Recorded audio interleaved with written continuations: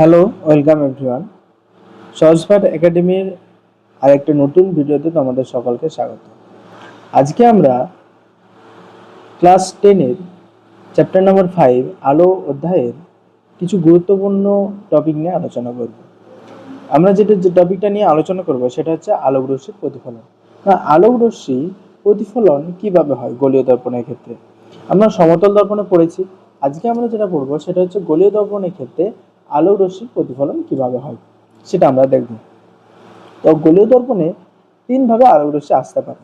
একটা হচ্ছে সমতল আলোক রশ্মি, আরেকটা হচ্ছে অপসারী আলোক রশ্মি, আরেকটা হচ্ছে অভিসারী আলোক রশ্মি। তো আমরা প্রতিফলন হওয়ার পর এই অপসারী বা অভিসারী আলোক রশ্মিগুচ্ছ বা সমান্তর আলোক রশ্মিগুচ্ছ প্রতিফলন হওয়ার পর গোলীয় দর্পণে কোন পথ দিয়ে যায় সেটা আমরা দেখব। সমান্তরাল আলোক রশ্মিগুচ্ছ প্রতিফলনের পর দেখো দুটোই দেওয়া আছে, এটা অবতল দর্পণ, এটা উত্তল দর্পণ, আমরা এটা জানি। তো অবতল দর্পণে কি হয়, সমান্তরাল আলোক রশ্মিগুচ্ছ প্রতিফলনের পর সেটা ফোকাস বিন্দুর উপর দিয়ে যায়।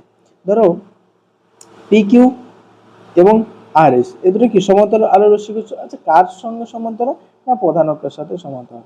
প্রধান অক্ষের সাথে সমান্তরাল আলোক রশ্মিগুচ্ছগুলো প্রধান অক্ষের সঙ্গে সমান্তরাল আলোক রশ্মিগুচ্ছগুলো অবতল দর্পণে আপতিত হয়ে প্রতিফলনের পর ফোকাস প্রধান অক্ষের একটা বিন্দুর উপর দিয়ে যায়, সেটা হচ্ছে কি ফোকাস বিন্দু। সেম একইভাবে যদি আমি উত্তল দর্পণের ক্ষেত্রে বলি, না সমান্তরালে আসা আলোক রশ্মিগুচ্ছগুলো প্রতিফলনের পর না যে বিন্দুতে মিলিত হচ্ছে বলে মনে হয় প্রতিফলনের পর সেই বিন্দুটিকে আমরা বলি কি ফোকাস বিন্দু। উত্তল দর্পণে কি হয়, ফোকাসটা দর্পণের ভিতরে থাকে। এরপরে আছে দেখো অভিসারী আলোক রশ্মিগুচ্ছ।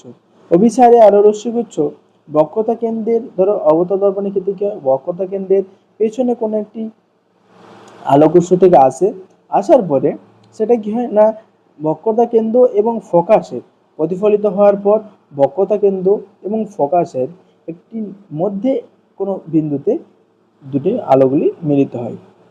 সেম একইভাবে উত্তল দর্পণের ক্ষেত্রে অপসারী আলোক রশ্মিগুচ্ছগুলো প্রতিফলনের পর ফোকাস এবং মেরুর মধ্যবর্তী কোনো বিন্দুতে মিলিত হচ্ছে বলে মনে হয়।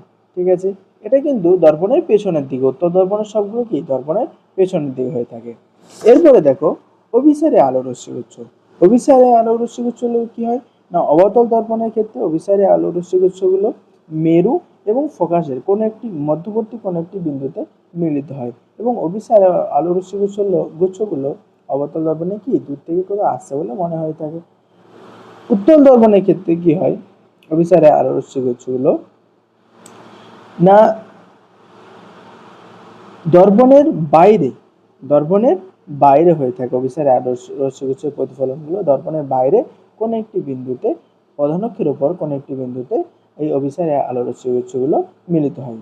ঠিক আছে, এই যে তিনটে জিনিস সমান্তরাল আলোক রশ্মিগুচ্ছ এবং অপসারী আলোক রশ্মিগুচ্ছ এবং অভিসারী আলোক রশ্মিগুচ্ছ, এই তিনটে জিনিস আমাদের খুব ইম্পর্টেন্ট, কারণ পরবর্তীতে আমরা যখন প্রতিবিম্ব গঠন করব তখন আমাদের এই রশ্মিগুচ্ছগুলো কোনটা কিভাবে যায় সেই সম্পর্কে আমাদেরকে আইডিয়া রাখতে হবে, তাহলে প্রতিবিম্ব গঠন আমরা করতে পারবো না।